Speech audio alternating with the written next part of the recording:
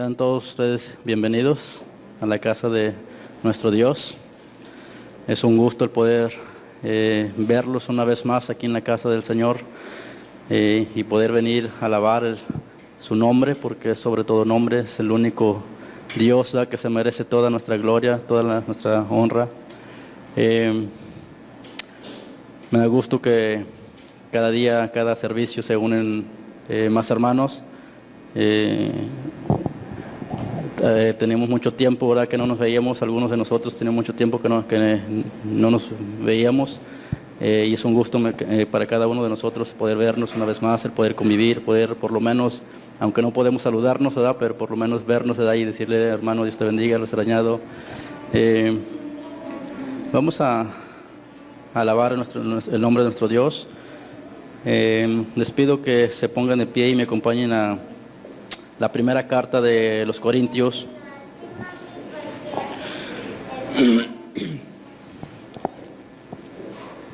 Es la carta, ¿verdad?, que estamos estudiando los domingos.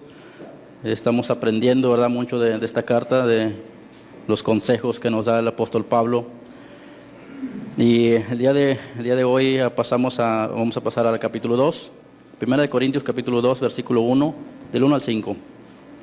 Dice la palabra de Dios: así que, hermanos, cuando fui a vosotros para anunciaros el testimonio de Dios, no fui con excelencia de palabras o de sabiduría, pues me propuse no saber entre vosotros cosa alguna, sino a Cristo y a este crucificado. Y estuve entre vosotros con debilidad y mucho temor y temblor. Y ni mi palabra ni mi predicación fue con palabras persuasivas o de humana sabiduría, sino con demostración del Espíritu y de poder, para que vuestra fe no esté fundada en la sabiduría de los hombres, sino en el poder de Dios. Vamos a darle gracias a nuestro Dios.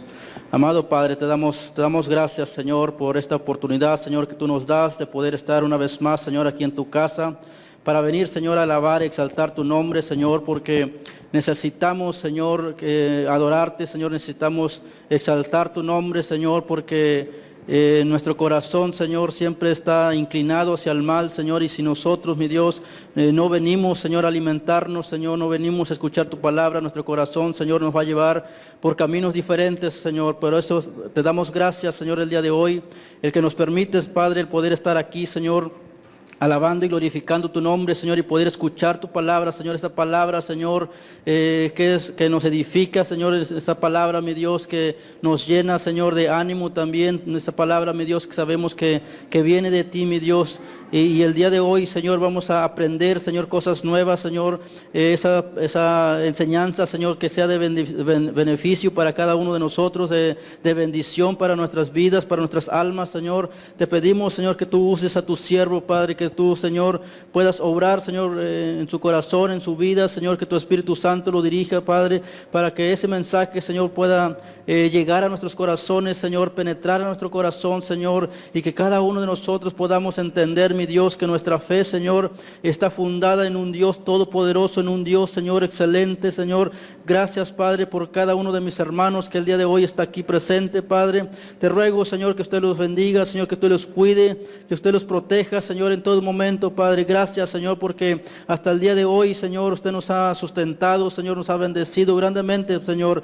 Hemos podido pasar, Señor, todo este tiempo, Señor, difíciles que hemos estado viviendo, Padre, pero siempre de tu mano, siempre, Señor, confiando, Señor, que tenemos a un Dios grande y poderoso que siempre está cuidando, Señor, de cada uno de nosotros, Padre. Gracias, Señor, por no dejarnos, Señor, abandonados, por no apartarse, Señor, de cada uno de nosotros, Señor. Gracias, Padre, por cada una de las visitas, Señor, que el día de hoy están aquí presentes también, mi Dios. Te ruego, Señor, que usted los bendiga grandemente, Señor, también, que usted, Señor, pueda obrar, Señor, en sus vidas, en sus corazones. Gracias, Señor. Te ruego también, Señor, por que usted pueda bendecir a aquellos hermanos, Señor, que aún todavía no llegan, Señor, que apresure sus pasos, Padre, para que pronto estén aquí, Señor, con nosotros y que juntos, Señor, alabemos y glorifiquemos ese nombre, Señor, que es sobre todo nombre, Padre. Gracias, Señor. Gracias, Padre, porque hasta el día de hoy, mi Dios, usted ha estado, Señor, fielmente con cada uno de nosotros, Padre. Te ruego también, Señor, por cada uno de los líderes, Señor, de esta iglesia, Señor. Sabemos que han permanecido fieles, mi Dios, han permanecido firmes, Señor, en tu camino, Señor, en tu palabra, Padre. Te ruego, Señor, que usted pueda seguirlos usando, Señor, también grandemente, Señor, para que cada uno de nosotros, Señor, podamos, Señor, apoyarnos en ellos, Señor, podamos, Señor, buscarlos, mi Señor, para cuando estemos pasando alguna necesidad, que ellos puedan también ayudarnos, Señor. Gracias, Señor, por sus vidas. Gracias porque siempre han tenido ese corazón dispuesto, Señor, al servicio, Señor, tuyo, Padre. Gracias, Señor. Y aquellos también, Señor, que están de alguna manera desanimados, Señor, que este tiempo difíciles que hemos estado pasando, Señor, a muchos, Señor, se nos ha, nuestro corazón, Señor, se ha enfriado, mi Dios. Yo te ruego, mi Dios, que tú tengas misericordia de ellos también, que tengas misericordia, Señor, de cada uno de nosotros, Padre, y que nos puedas traer, Señor, aquí, que los puedas, Señor, guiar otra vez más en ese buen camino, Padre. Gracias, Señor, porque sabemos, mi Dios, que confiamos en un Dios grande, en un Dios poderoso, en un Dios, Señor, que siempre, Señor, tiene misericordia, Señor, aquel que se acerque a ti, mi Dios, con un corazón contrito y humillado, Padre. Gracias, Señor. Gracias te damos en el nombre precioso de tu Hijo amado Jesús. A ti, Señor, damos toda la gloria y la honra. Amén. Amén. Dios me los bendiga, mis hermanos. Pueden tomar su lugar. Le dejo el espacio a nuestro pastor. Hermanos, Dios les bendiga a cada uno. Que la gracia del Señor sea con ustedes. Para mí siempre es una alegría estar aquí y verlos aquí. Pero también, ¿saben? Una gran responsabilidad. Hoy, como decía nuestro hermano Marcos, vamos a continuar estudiando 1 de Corintios, capítulo 2, versículo 1 al 5. Y el título que es para el día de hoy es Quiero a Jesucristo y a este crucificado. Quiero a Jesucristo y a este crucificado.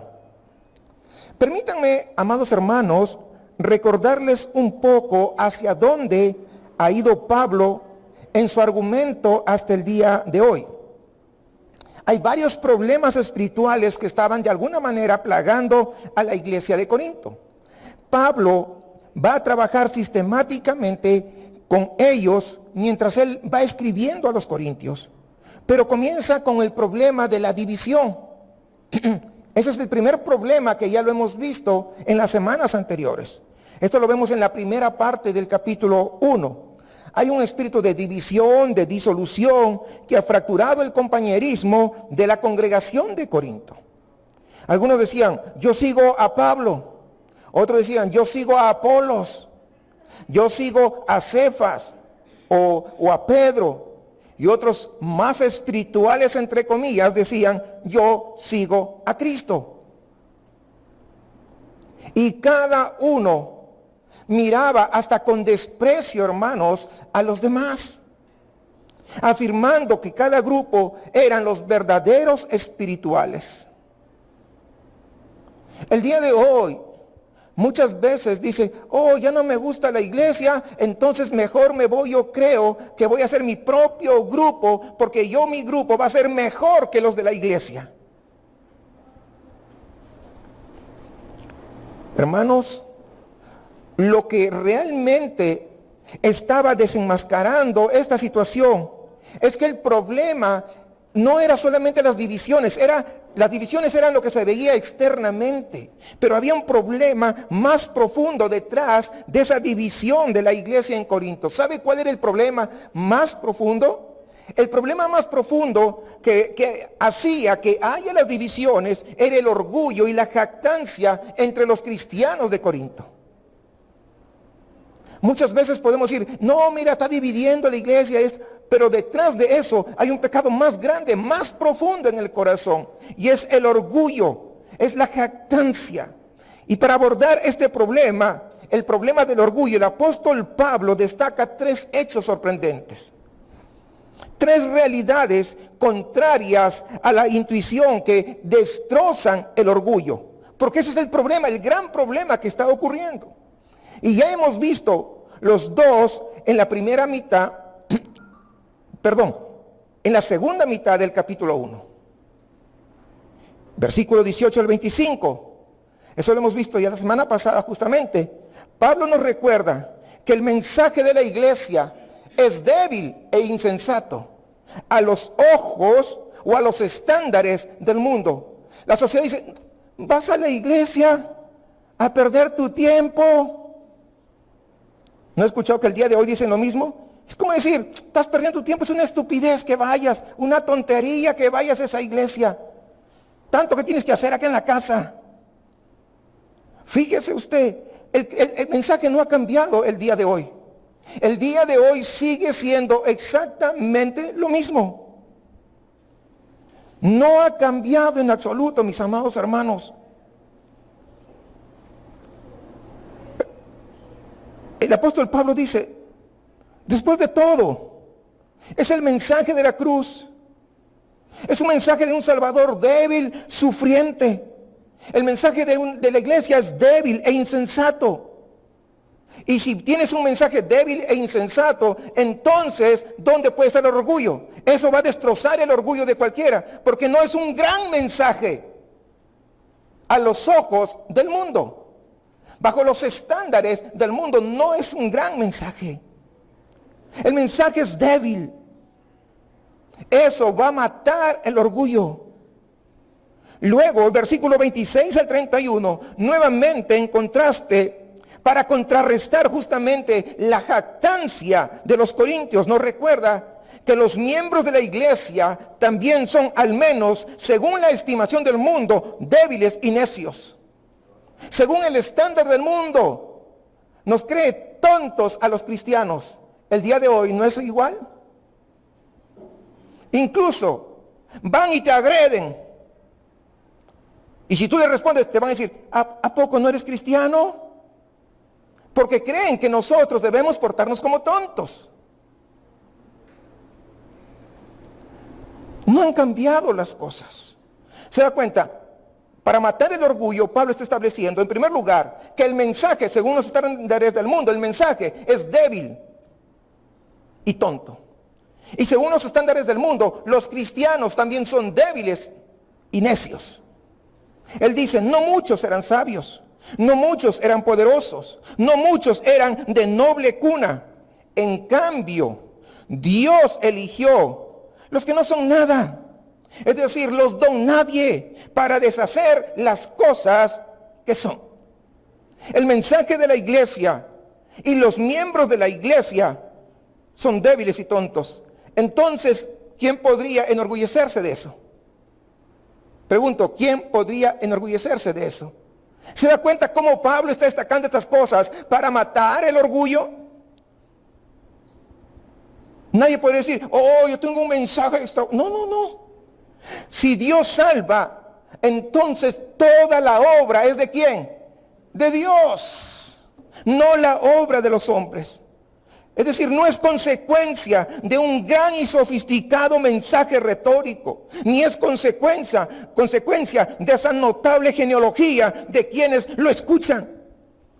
No es algo en el oyente, tampoco es algo en el predicador lo que recibe la gloria, sino más bien es Dios que obra mediante un mensaje débil en los corazones de oyentes débiles a fin de salvar a pecadores para Él mismo. Por eso cuando alguien dice, ay, es que fíjate, yo conozco un gran predicador, un gran pastor, un gran esto, no conoces nada.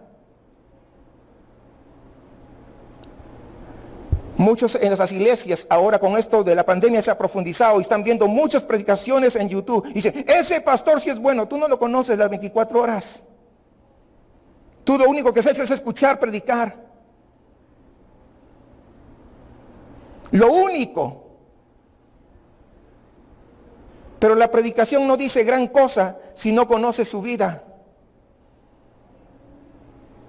La predicación tiene que ir a la par de la vida de un expositor de la palabra.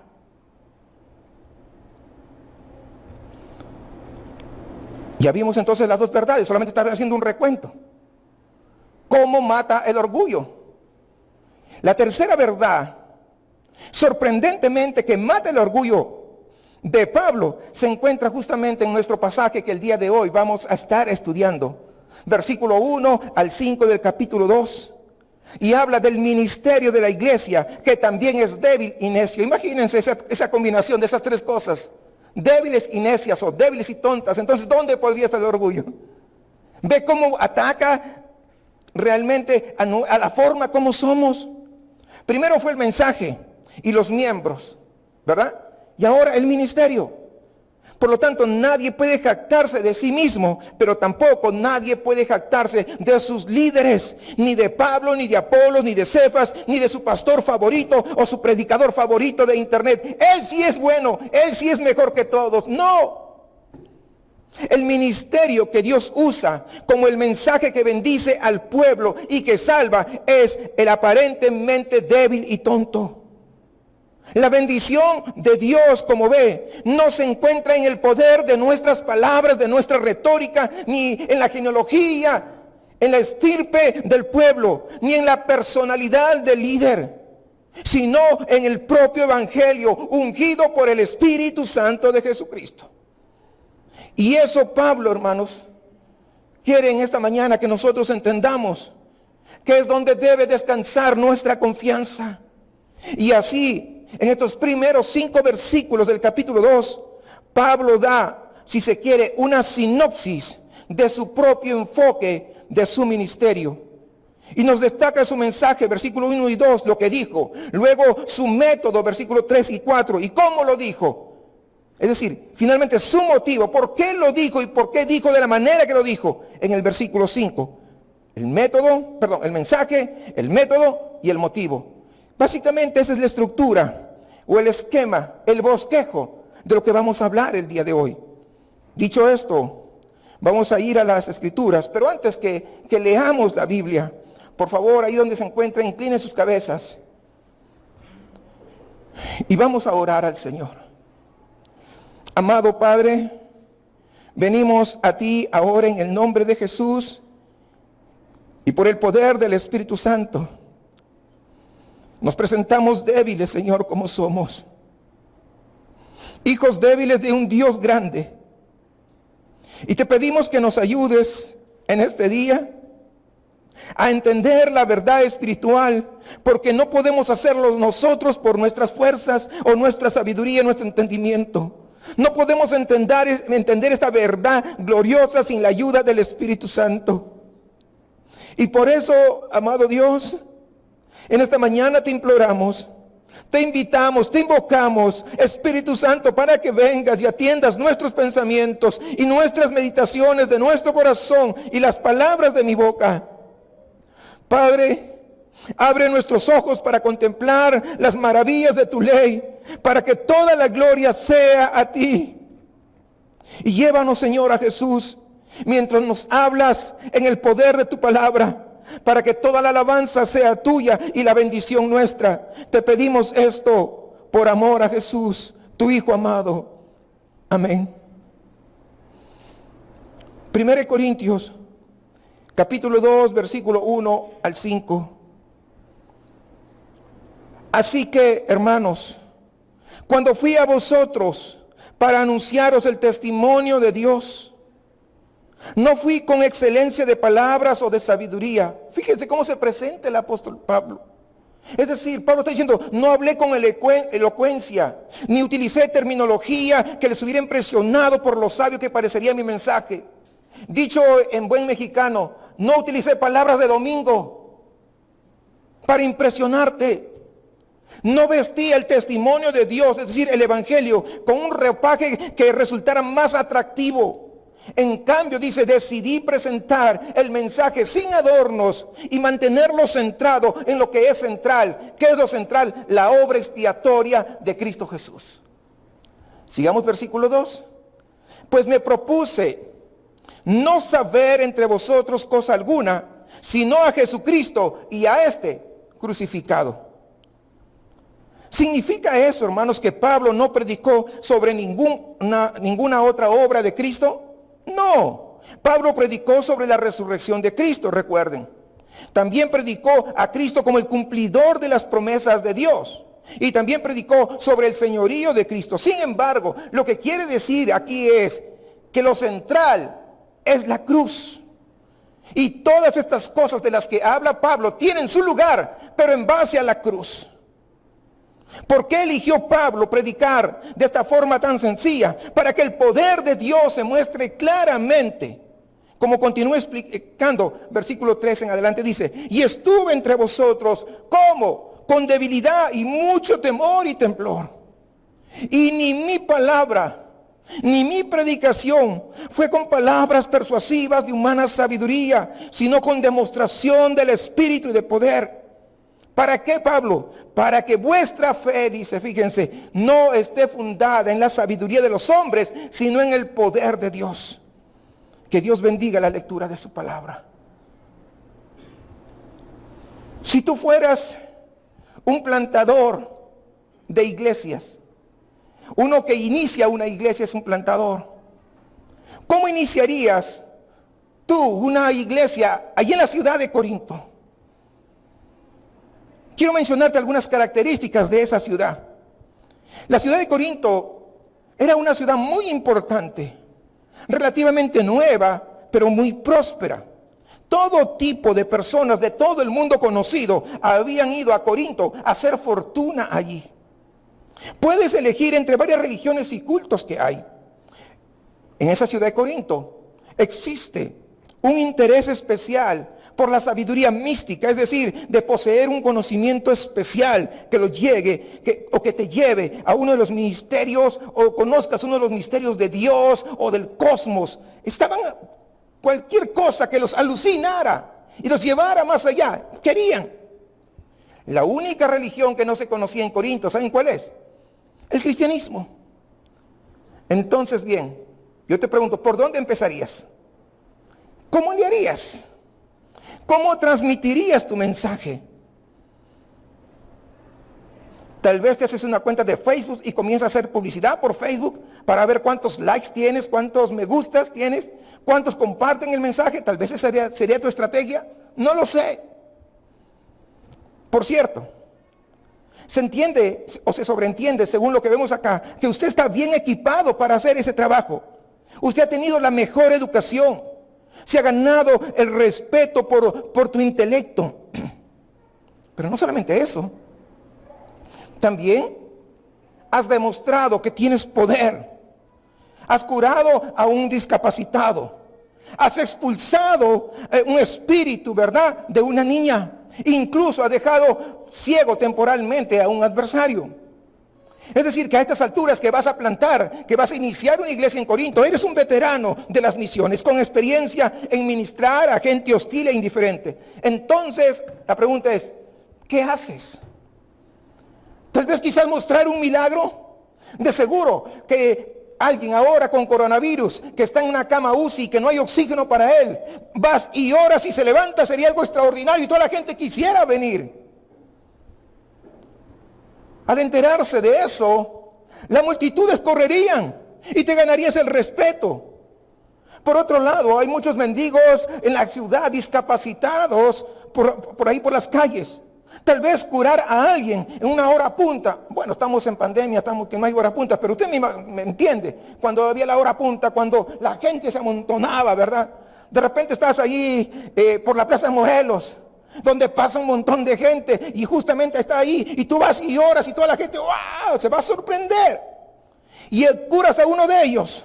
Seguramente ese despliegue de poder pues ganaría una buena audiencia y tal vez alguien estaría filmando con su teléfono para ponerlos en Facebook y poder hacer mucha más publicidad. Y una vez que tengas la audiencia, vas a activar tu carisma. A la gente, al fin y al cabo, le gustan aquellos que hablan palabras bonitas, aquellos que son entretenidos. La gente de Corinto respeta la elocuencia. Y además, recuerda, están abiertos a nuevas religiones, a nuevas enseñanzas. Todo lo que tienes que hacer es parecer que eres sabio y vas a tener muchos seguidores. Es el viejo truco del cebo y el anzuelo, lo que todo buen evangelista y plantador de iglesia conoce, excepto Pablo, que parece que es el único que no conoce esas técnicas. Recuerde lo que Pablo está escribiendo. Está contrastando la sabiduría de Dios y la sabiduría del mundo. Les recuerda a los creyentes de Corinto que el mensaje de la cruz en sí mismo va en contra del sentido de sabiduría y el poder del mundo. Y luego señala que ellos mismos ejemplifican lo que parece ser una locura para el mundo.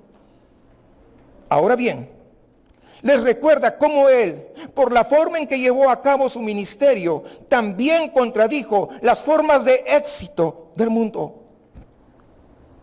Bien, hermanos, este es uno de los pocos pasajes del Nuevo Testamento donde Pablo habla de un modo autobiográfico y es notablemente sincero consigo mismo mientras lo hace. No sé si usted se ha dado cuenta.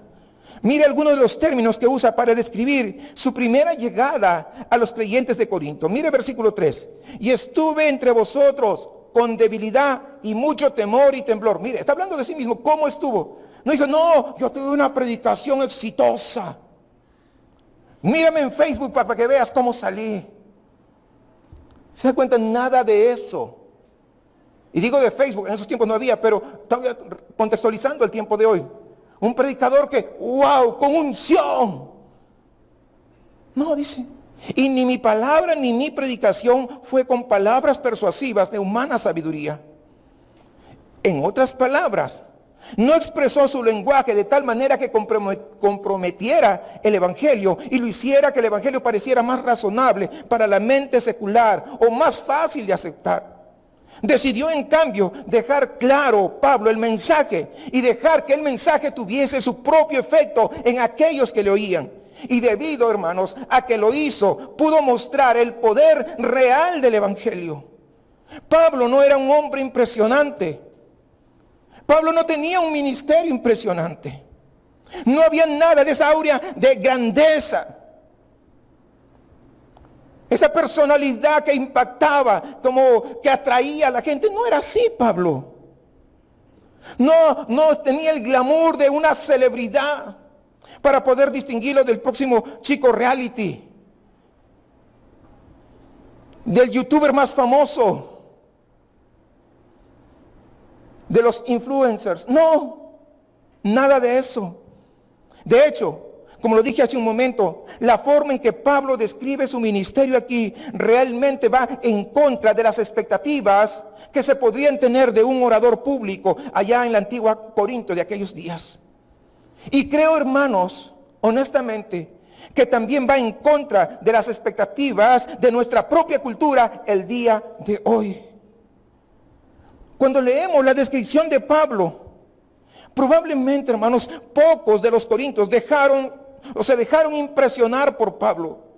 Más bien yo sospecho que con un currículum como este que acabamos de ver, él también tendría dificultades para ser invitado en una iglesia grande acá en la ciudad de Monterrey el día de hoy. Y si alguien por ahí hubiera filmado uno de sus mensajes de la manera como se expresaba Pablo y lo subía a las redes sociales, tal vez ni siquiera un me gusta, tal vez hubiera obtenido. No es sociable, no hace grandes estruendos, no es particularmente atractivo. Y cuando apareció ahí en Corinto dice que estaba débil. Pablo era un desastre. Su salud estaba destrozada por los repetitivos ciclos de violencia y encarcelamientos que había recibido. Pablo se encontraba nervioso, asustado y hasta temeroso. Y sabe una cosa, no se le puede culpar si se rastrea su historia reciente antes de llegar a Corinto. Y puede usted leerlo por usted mismo, está en el libro de los Hechos. Cuando fue a Iconio, por ejemplo, ahí en el capítulo 14 de Hechos, casi fue apedreado, dice, hasta la muerte por la multitud. Pero no solamente en Iconio, sino cuando siguió avanzando y llega a Listra. Dice que la turba ahí logró hacer lo que no se pudo hacer en Iconio. De hecho, lo apedrearon y lo arrastraron y lo sacaron fuera de la ciudad. Lo arrojaron ahí a la puerta de la ciudad porque entendieron que estaba muerto. Creyeron que estaba muerto. Por eso agarraron y lo dejaron afuera. Cuando por fin llega a Filipos, en el capítulo 16, se da cuenta cómo voy avanzando cronológicamente. La predicación de Pablo volvió a provocar un motín. Tanto Pablo como Silas fueron golpeados y luego encarcelados. Y usted sabe toda esa historia. En Tesalónica, ¿qué cree que pasó? Ocurrió lo mismo, excepto que Pablo pudo escapar hasta Berea. Y entonces la turba se apropió de Jasón y lo golpearon. ¿Por qué? Porque en la casa de Jasón, al parecer, es que Pablo predicaba. Es donde Pablo se estaba alojando. Y luego cuando llega Pablo a Berea, Pablo comienza a predicar. Y adivinen qué sucede ahí en Berea. Hubo otro disturbio. Y Pablo y su equipo misionero tuvieron que huir. Y así, hermanos, para cuando Pablo llega a Corinto, en el capítulo 18 del libro de los Hechos, como nos dice aquí en nuestro pasaje, se podría decir que está nervioso. Yo pregunto, ¿usted no lo estaría? Tal vez si hubiera regresado a su ciudad, esto no es para mí. Yo creo que Dios no me llamó. Digo, ¿cómo estaría usted con todo esto que ha pasado, que hemos estado viendo?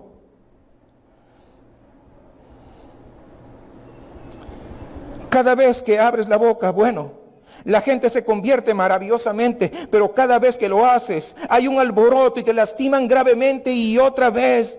No es de extrañar, hermanos, que Pablo llegara a Corinto con debilidad, con miedo y mucho temblor. Así que por su propia decisión, Pablo realmente no fue una figura impresionante cuando él se presentó a la iglesia. Entonces, ¿por qué escucharlo? ¿Por qué valorar su ministerio?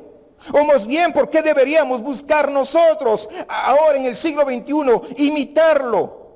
O buscar un ministerio según el paradigma paulino.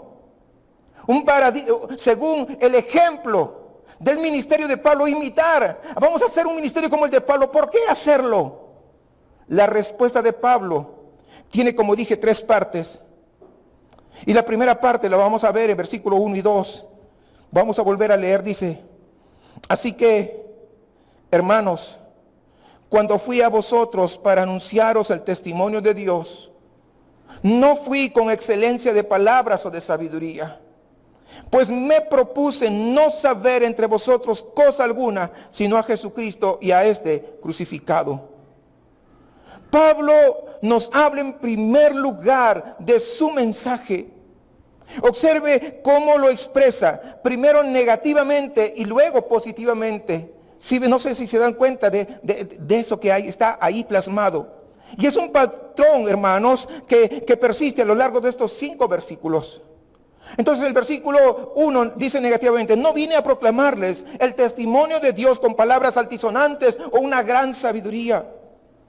Está decidido, como ve, a no utilizar los trucos retóricos, los tips de ese oficio de orador.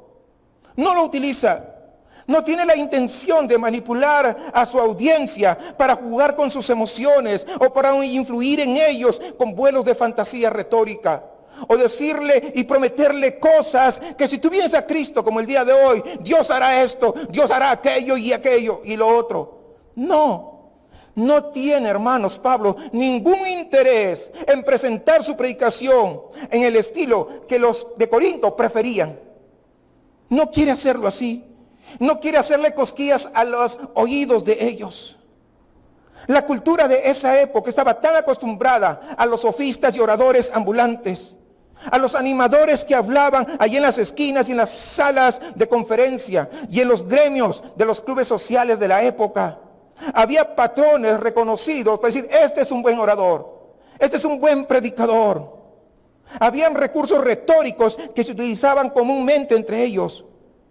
Y cuando alguien los usaba, entonces era considerado un orador codiciado, Un orador valorado en base a esa habilidad de dominar estos trucos del oficio de orador.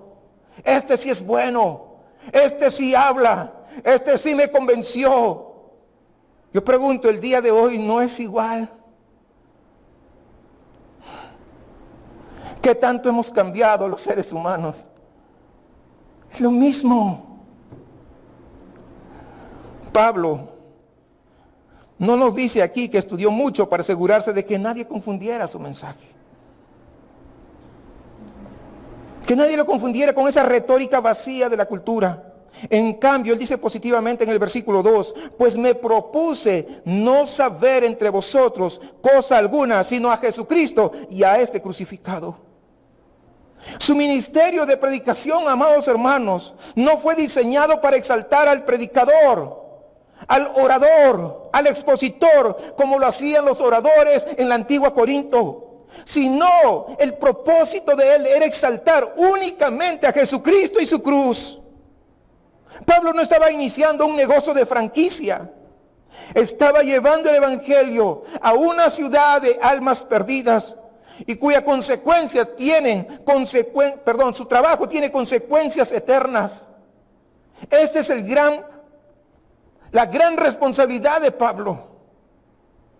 Por eso no entiendo cuánta gente puede hablar, predicar, pero no está entendiendo lo que está haciendo. Y por eso dicen estupideces y dicen cosas que no tienen nada que ver, solamente para poder atraer a más gente.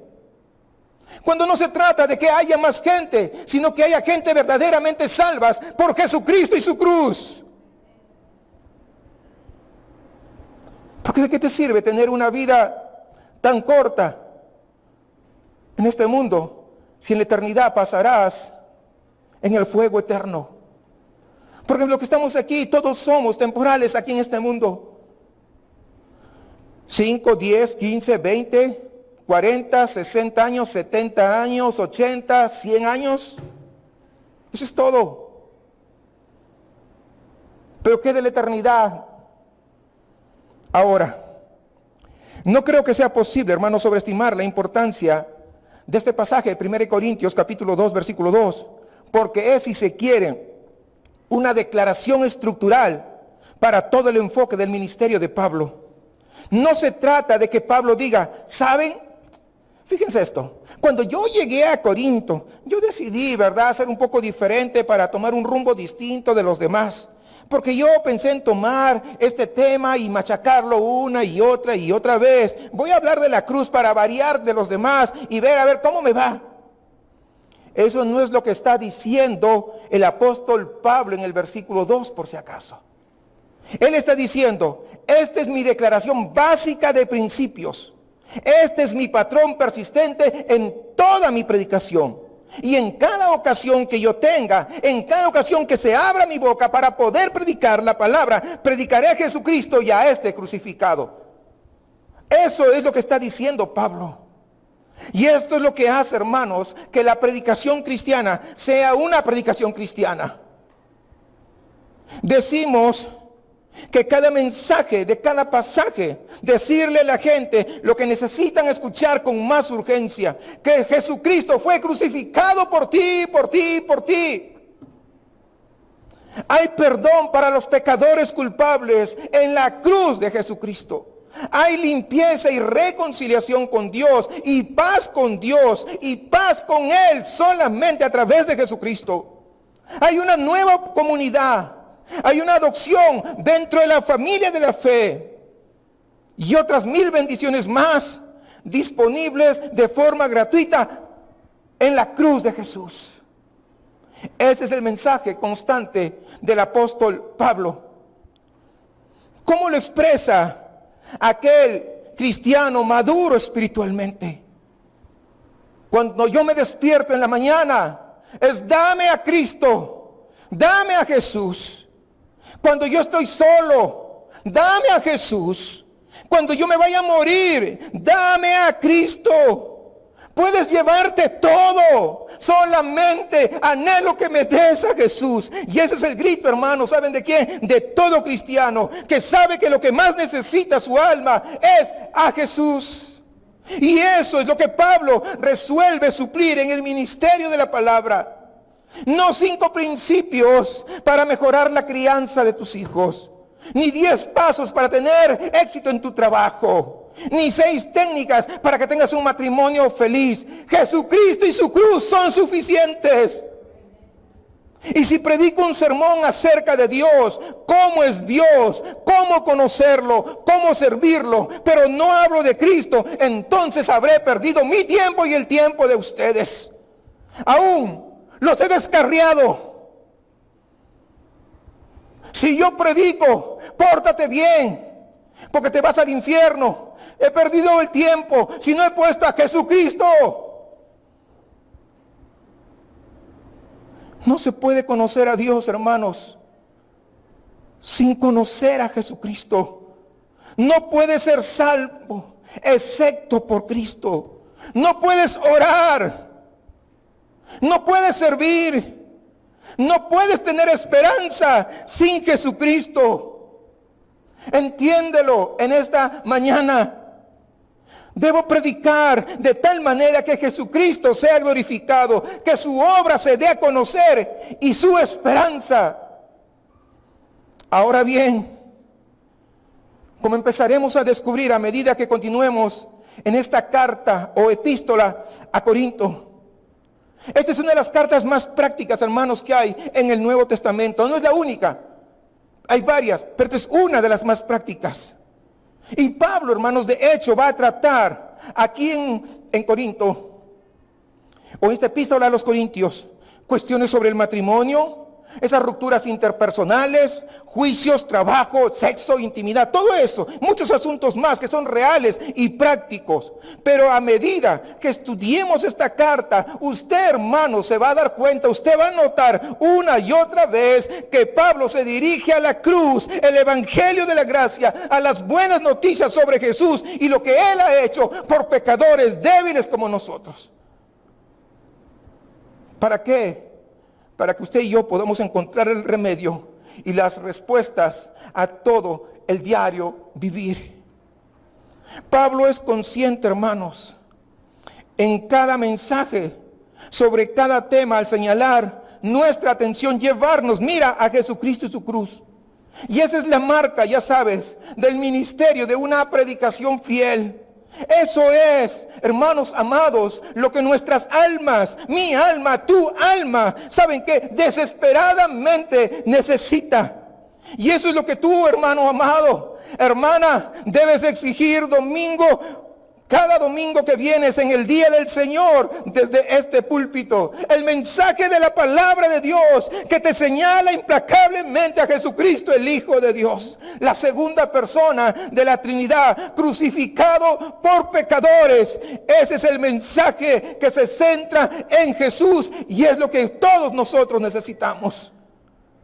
Nos necesitamos para cuando empezamos nuestra vida como cristianos para ser salvos. Lo necesitamos para el día a día y lo necesitaremos el día que vayamos a su presencia. Luego mire los versículos 3 y 4 conmigo, por favor, donde Pablo ahora habla sobre su método. El mensaje ya vimos en primer lugar, luego el método. Y nuevamente existe un patrón negativo, positivo. No sé si usted lo ve. Dice, y estuve entre vosotros con debilidad y mucho temor y temblor. Y ni mi palabra, ni mi predicación fue con palabras persuasivas de humana sabiduría, sino con demostración del Espíritu y de poder. Hermanos, su confianza para el cambio. Aquí hay una palabra, escúcheme bien, para los predicadores. Una palabra para aquellos que son maestros de la iglesia infantil. O aquellos que no quieren porque dicen, ay, es que me da nervios, es que yo no sé. Acá está una palabra para los líderes de grupos pequeños. Si usa usted la Biblia para el bien de los demás, sin importar si tiene un cargo o no, Pero si usted está usando la Biblia para poder instruir a los demás, aquí hay una palabra que debemos tener en cuenta.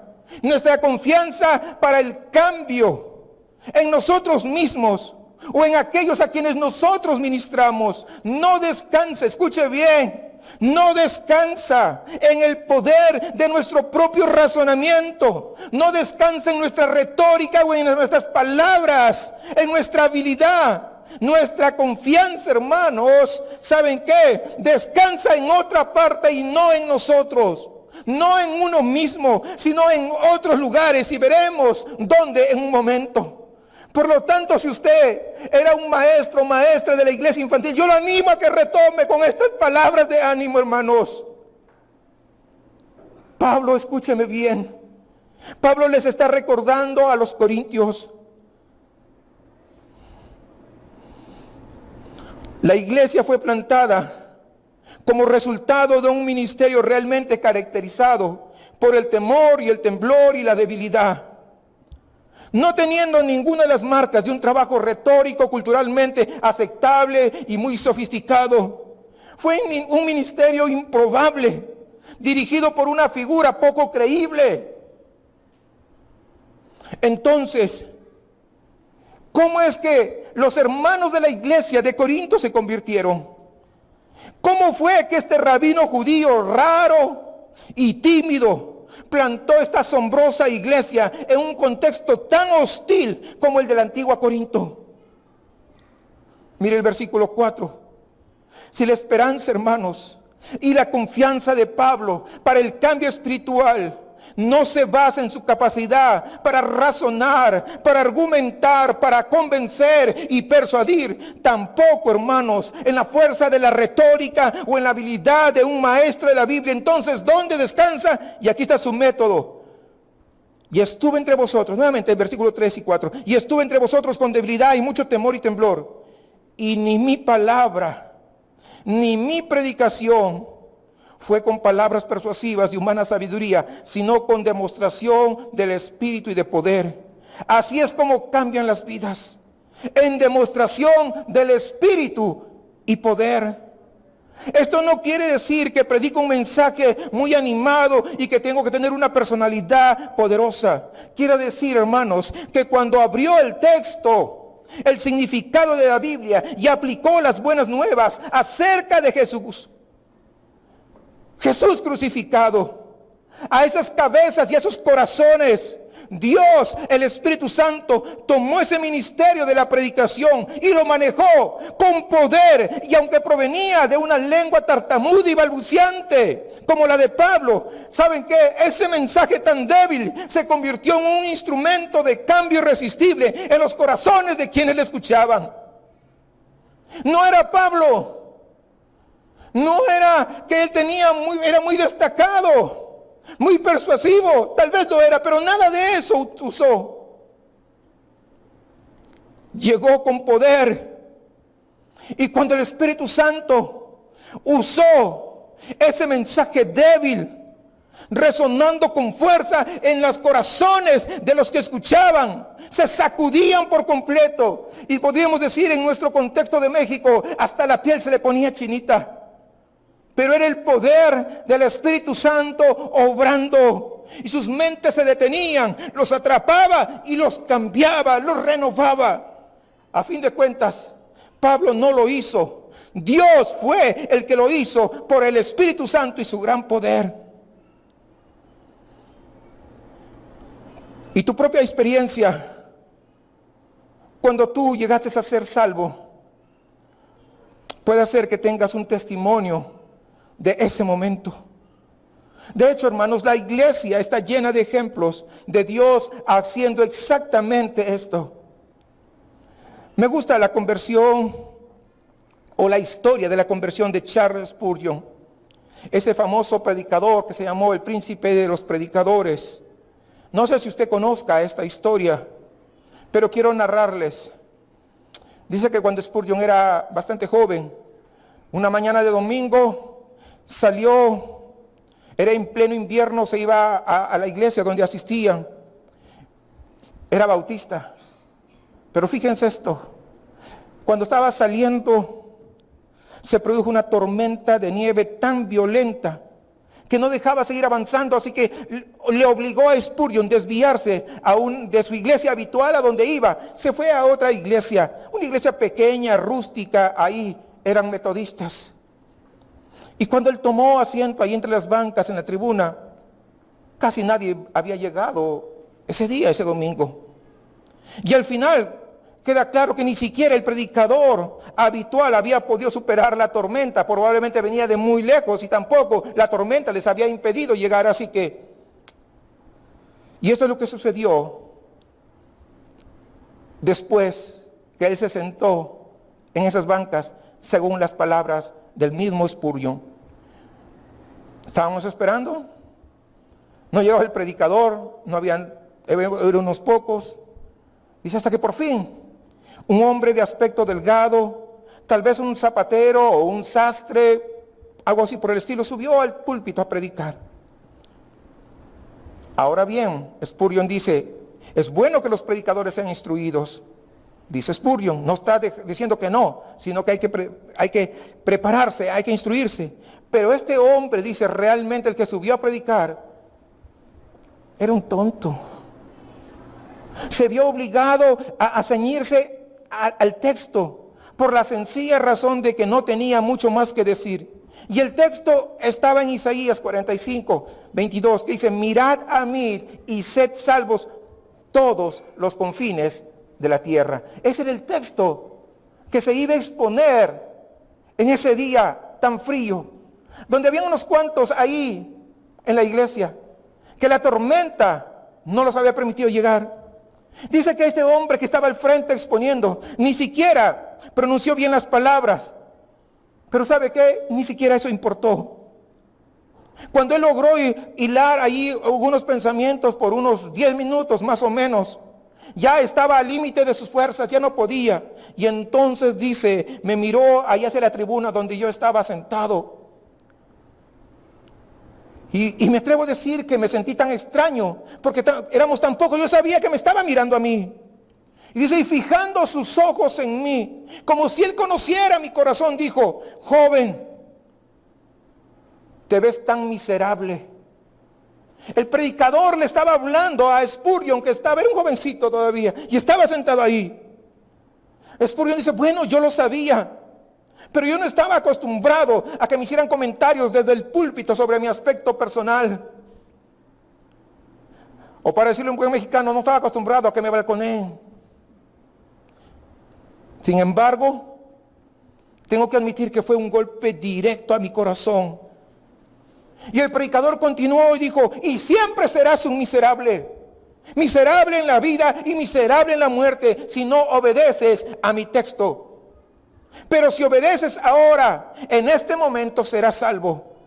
Y dice, luego levantó las manos y gritó, joven, mira a Jesucristo. Mira, no tienes que hacer nada, mirar a Él y vivirás.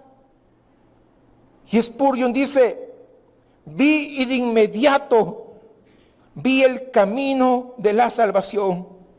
Yo había estado esperando hacer 50 cosas para ser salvo. Cuando oí esa palabra, mira, en ese instante, esa palabra me cambió. En esos momentos sentí que era la palabra más encantadora. Y yo miré hasta que no pude apartar más mis ojos. Y allí entonces es como que una nube había desaparecido, como lo que las tinieblas se habían desvanecido. Y en ese momento pude ver al Hijo de Dios. Y podría en ese momento haberme levantado y haber cantado sobre la preciosa sangre de Cristo, de aquella sencilla fe de solo mirar a Él. Al frente estaba un hombre que no sabía predicar. Al frente estaba un hombre que no tenía la menor formación. Al frente estaba un hombre que apenas podía pronunciar las palabras. Pero ¿saben algo? Estaba lleno de su mensaje y con urgencia y pasión, y señaló a Jesucristo y su cruz. Y el Espíritu Santo de Dios lo tomó ese mensaje tan débil y lo aplicó a mi corazón con tanto poder que cambió y transformó mi corazón para siempre. No fue la habilidad del predicador, sino fue la demostración del Espíritu Santo. Fue su poder blandiendo el evangelio en el corazón de Spurgeon lo que hizo este gran cambio. Y en esta hora quiero preguntarte, si eso te ha sucedido a ti, si eso se ha pasado a ti, yo no lo sé. ¿Tú sabes algo de la demostración del Espíritu y el poder? No tiene que suceder de la misma manera que le pasó a Spurgeon. No tiene que verse igual. No tiene que ser una experiencia repentina o dramática, tal vez como le pasó en ese momento a Spurgeon. Puede ser lento y misterioso. A veces incluso hasta pasa desapercibido en tu vida. La pregunta no es cómo sucedió, sino si sucedió. ¿Has nacido de nuevo? ¿Sabes algo tú de ese ministerio vivificante y renovador del alma, del Espíritu de Jesucristo?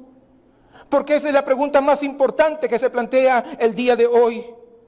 El Espíritu debe tomar el Evangelio y llevarlo con poder a tu corazón. Yo sé que muchos de ustedes oran por mí cada día para que pueda predicar, para que pueda exponer el mensaje, y les estoy muy agradecido por ello. Pero permítame hacerles una súplica, que mientras ustedes oran por mí, en primer lugar oren por mi santidad. Luego, junto a mi santidad, por favor oren para que las palabras del pasaje que vamos a estudiar, que vamos a exponer, para que cuando se lea, para que cuando se predique la palabra de Dios, esta no venga con palabras de sabiduría elocuente, sino con demostración del Espíritu Santo y poder, para que la gloria sea de Dios y la bendición sea nuestra. Recuerda esto: mi trabajo no es hacer tu vida un poco más placentera la semana que viene. Mi trabajo es nada menos que prepararte para la eternidad, y eso a mí me sacude. Mi trabajo es que tú levantes tus ojos al cielo. Mi trabajo es poder revelarte la gloria de Dios.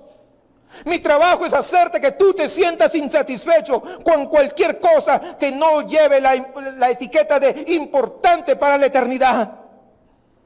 Yo tengo la tarea de llamar a cada uno de ustedes al arrepentimiento de sus pecados, aquellos que te separan de Dios. Y es mi deber ver que Jesucristo sea exaltado como Salvador y Señor.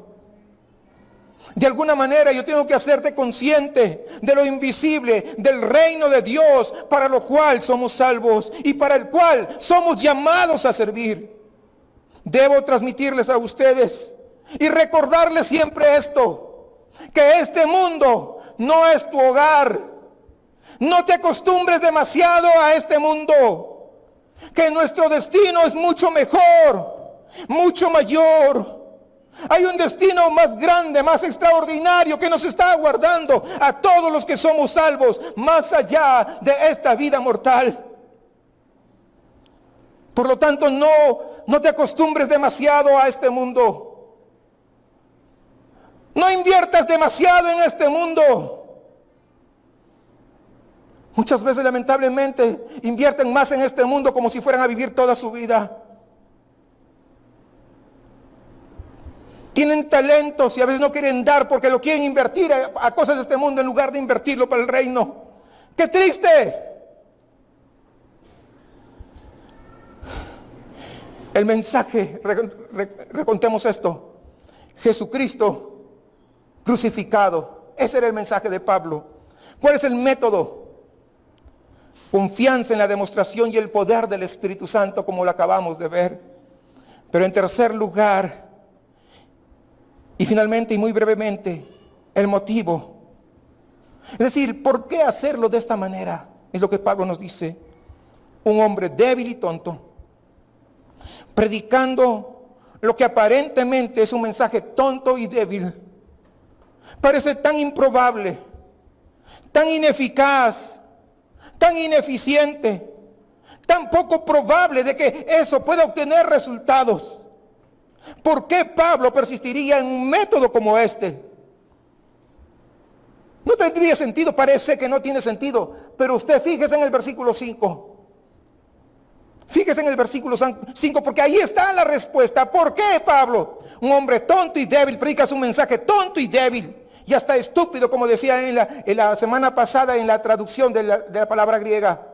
¿Por qué está predicando un mensaje estúpido? Dice, para que vuestra fe no esté fundada en la sabiduría de los hombres. ¿Se da cuenta? Para que vuestra fe no descanse en la sabiduría de ningún hombre.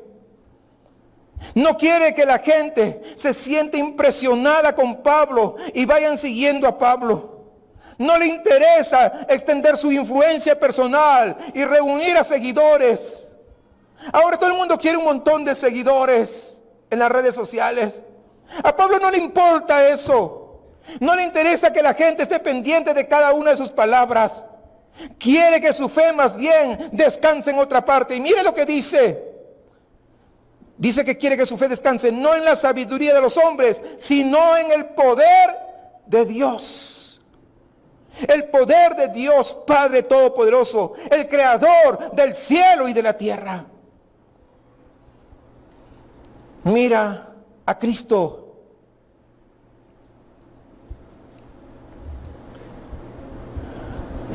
El apóstol Pablo dice, no quiero que me sigas. Quiero que tu fe descanse en el poder de Dios y descanse en la obra de Cristo. Y descanse en la obra del Espíritu Santo, en tu corazón, no en mí. No busques en tus pastores lo que solamente Jesús puede darte. Los pastores ya tenemos suficientes problemas con el complejo de Mesías, que somos mejores que otros, sin ayuda. Muchas gracias. No. Mira a Cristo, está diciendo Pablo. Confía en Dios, dice Pablo. Ahí es donde debe aterrizar tu confianza. No en los hombres, sino en el Dios que habla por su palabra. No sé si usted se dio cuenta del rico trinitarismo, del enfoque de Pablo sobre el ministerio. Él quiere que nuestra confianza descanse en Dios Padre, aquel que ha entregado a su Hijo a los horrores de la cruz para que nosotros podamos vivir. Y si vamos a recibir los beneficios, son por la redención que obtenemos en Cristo Jesús. Entonces, la proclamación de las buenas noticias debe sonar en una demostración del Espíritu Santo y en el poder para quitar nuestros corazones muertos y darnos nuevos corazones, una nueva vida. Yo te pregunto en esta mañana, ¿se unirían ustedes a mí para poder suplicar a Dios que nos dé y mantenga entre nosotros un ministerio así, que sea bendecido por el cielo y ungido por el Espíritu Santo? El mensaje de Pablo, hermanos, centra decididamente nuestra atención en Jesús y en la cruz. Y eso es lo que necesita tu corazón más que cualquier otra cosa. Dame a Jesús. Su método es depender de la ayuda del Espíritu de Dios y clamar al cielo por poder. Y su motivo es que cada ojo mire y descanse en Abba Padre y en Jesucristo y en la ayuda del Espíritu Santo. Es el Dios Trino al que todos, hermanos, estamos llamados en el Evangelio. Y es ahí donde el apóstol Pablo nos señala en nuestro pasaje: Jesucristo y a este crucificado. Póngase de pie y vamos a orar al Señor.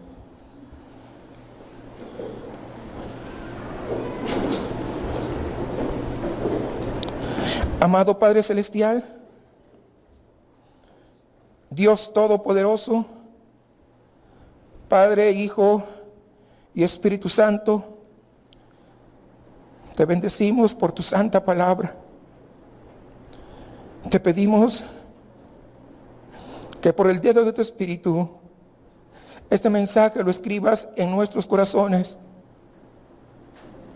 Haz, Señor, que el Evangelio llegue a cada uno de nosotros con la demostración del Espíritu y con poder.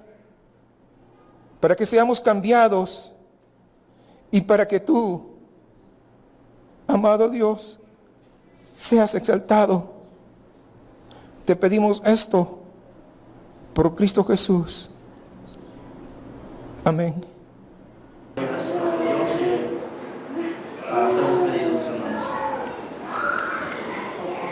Amado Dios, te damos gracias, Padre Celestial, en esta hermosa mañana, Señor, porque nos permites, mi Dios, el poder estar una vez más, Señor, aquí en tu casa, Señor, poder venir, Señor, a alabar y exaltar tu nombre, Señor. Gracias, mi Dios, porque sabemos, mi Dios, que tenemos esa necesidad, Señor, cada uno de nosotros, Padre, de poder adorarte, Señor, de poder exaltar tu nombre, Señor, porque nuestro corazón, Señor, siempre está dispuesto, Señor, buscando, Señor, a adorar, Señor, algo, mi Dios, y si nosotros nos descuidamos, Señor, vamos a terminar, Señor, adorando, Señor, algo más, Padre. Por eso, Señor, te pedimos, mi Dios, que siempre, mi Dios, nos des esa oportunidad de poder venir, Señor, los días domingos, de poder estar aquí, Señor, de poder exaltar tu nombre, Señor, como iglesia, Señor, como tu pueblo, mi Dios, poder acercarnos a ti, Señor. Sabemos que no somos los mejores, los adoradores, Señor. Sabemos, mi Dios, que muchos de nosotros, Señor, ni siquiera somos dignos, Señor, de poder acercarnos a ti, Señor. Pero sabemos, mi Dios,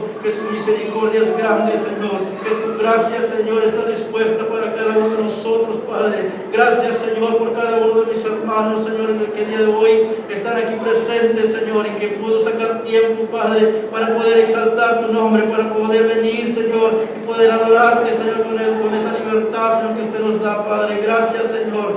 Gracias, Señor, por tu bendita palabra, Señor, porque hoy, Señor, nos ha recordado una vez más, Señor, esa gran responsabilidad, mi Dios, que nosotros tenemos, que cada uno de nosotros tenemos, que el pastor, que los líderes, Señor, a esos hermanos, mi Dios, que tú has llamado, Señor, y que le has dado ese don, mi Dios, de poder predicar tu palabra, de poder poner tu palabra, Señor, y que lo hagamos, Señor, con ese poder de tu Espíritu Santo, Señor, que no hablemos, Señor, vanas palabras, Padre, sino que hablemos, Señor, de únicamente esa palabra que tú nos das, poderoso Dios, para que pueda penetrar, Señor, al corazón del pecador, para que pueda penetrar el corazón, Señor, de las personas y que puedan ser transformados, poderoso Dios. Gracias, Padre, gracias te doy, Señor, y ayúdanos, Señor, a seguir trabajando, mi Dios.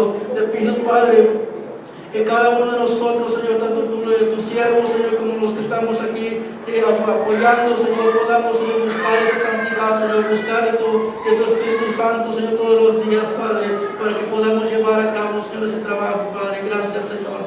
Gracias te doy, Señor, por las ofrendas también, Señor, que van a ser depositadas, Señor. Yo te ruego, mi Dios, que tú las bendigas, que las multipliques, Señor, que tú bendigas, Señor, a cada uno de mis hermanos, sus trabajos, sus familias, Señor, que nada les haga falta, Padre Santo, para que nosotros, Señor, para que cada uno de ellos también, mi Dios, pueda participar, Señor, y poder traer esas ofrendas, esos diezmos, Señor, para que esta obra, Señor, pueda seguir adelante, Señor, para que esta obra, mi Dios, no se detenga, Padre. Gracias te doy, Señor.